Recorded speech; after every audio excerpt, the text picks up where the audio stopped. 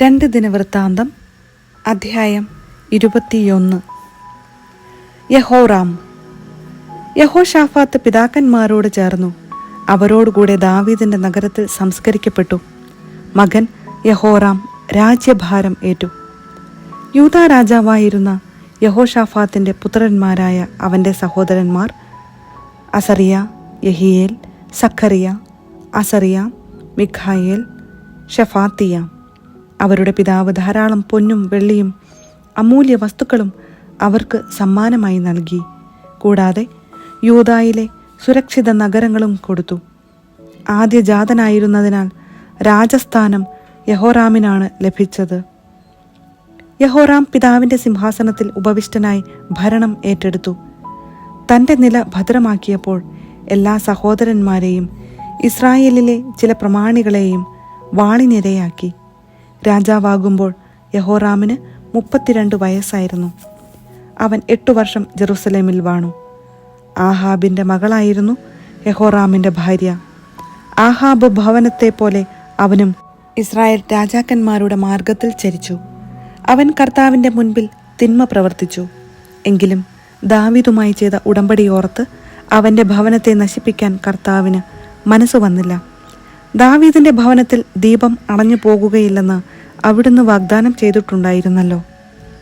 യഹോറാമിന്റെ കാലത്ത് ഏദോമ്യർ യൂദാ മേൽക്കോയ്മയ്ക്കെതിരെ മത്സരിച്ച് സ്വന്തമായി ഒരു രാജാവിനെ വാഴിച്ചു.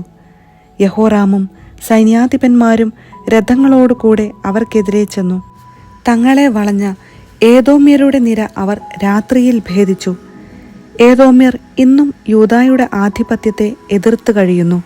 അക്കാലത്ത് ലിബ്നായും അവന്റെ ഭരണത്തെ എതിർത്തു. അവൻ തൻ്റെ പിതാക്കന്മാരുടെ ദൈവമായ കർത്താവിനെ ഉപേക്ഷിച്ചതുകൊണ്ടാണ് ഇങ്ങനെ സംഭവിച്ചത്. അവൻ യൂദാ മലമ്പ്രദേശത്ത് പൂജാഗിരികൾ നിർമ്മിച്ചു. അങ്ങനെ ജെറുസലേം നിവാസികളെ അവിശ്വസ്തതയിലേക്ക് നയിച്ചു. യൂദായെ വഴിതെറ്റിച്ചു. ഏലിയ പ്രവാചകന്റെ ഒരു കത്ത് അവന് ലഭിച്ചു. അതിൽ ഇങ്ങനെ എഴുതിയിരുന്നു: നിന്റെ പിതാവായ ദാവീദിന്റെ ദൈവമായ കർത്താവ് അരുളി ചെയ്യുന്നു, നീ നിന്റെ പിതാവായ യഹോഷാഫാത്തിൻ്റെയോ യൂദാ രാജാവായ ആസായുടെയോ മാതൃക പിൻചെന്നില്ല. മറിച്ച് ഇസ്രായേൽ രാജാക്കന്മാരുടെ വഴിയിൽ നടന്നു. ആഹാബ് ഇസ്രായേലിനെ എന്നതുപോലെ നീ യൂദായെയും ജെറുസലേം നിവാസികളെയും അവിശ്വസ്തതയിലേക്ക് നയിച്ചു.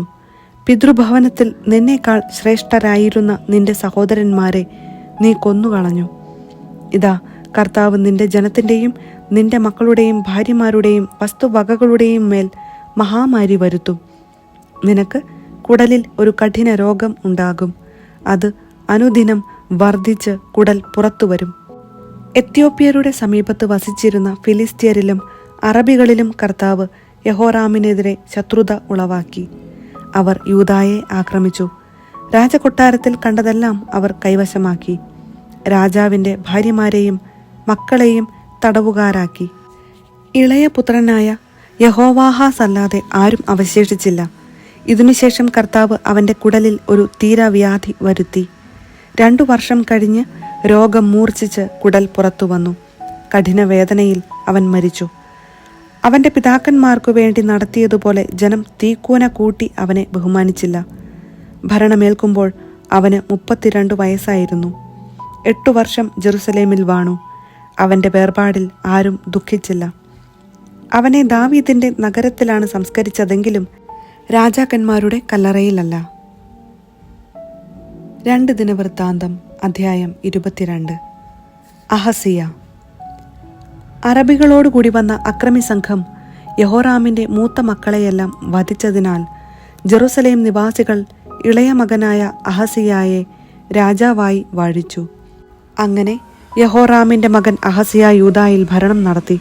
ഭരണമേറ്റപ്പോൾ അഹസിയായ്ക്ക് 42 വയസ്സായിരുന്നു. അവൻ ജെറുസലേമിൽ 1 വർഷം ഭരിച്ചു. ഇസ്രായേൽ രാജാവായ ഓമ്രിയുടെ പൗത്രി അത്താലിയ ആയിരുന്നു അവൻ്റെ അമ്മ.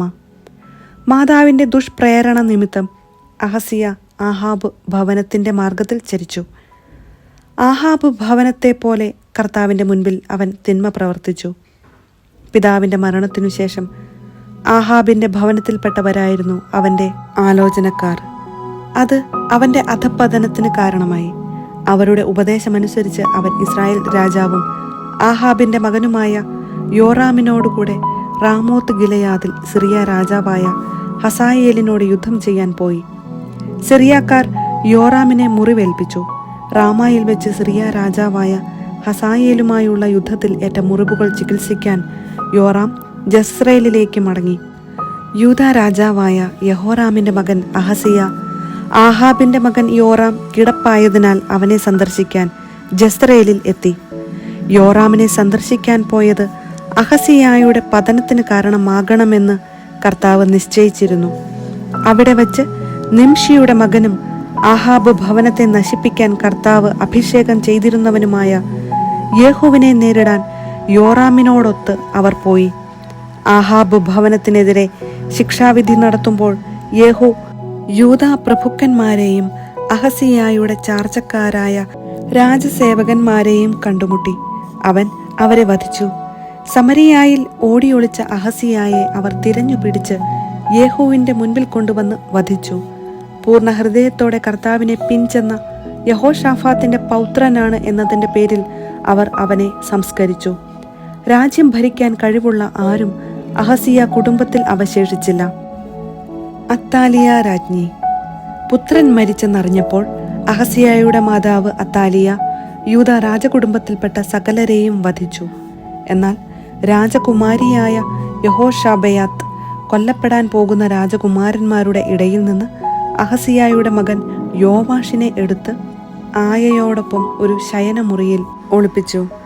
യഹോറാം രാജാവിന്റെ മകളും അഹസിയായുടെ സഹോദരിയും യഹോയാദാ പുരോഹിതന്റെ ഭാര്യയും ആയ യഹോഷാബയാത്ത് യോവാഷിനെ ഒളിപ്പിച്ചതുകൊണ്ട് അത്താലിയായിക്ക് അവനെ വധിക്കാൻ കഴിഞ്ഞില്ല. 6 വർഷം അവൻ അവരോട് കൂടെ ദേവാലയത്തിൽ ഒളിവിൽ കഴിഞ്ഞു. ആ സമയം അത്താലിയ രാജ്യം ഭരിച്ചു.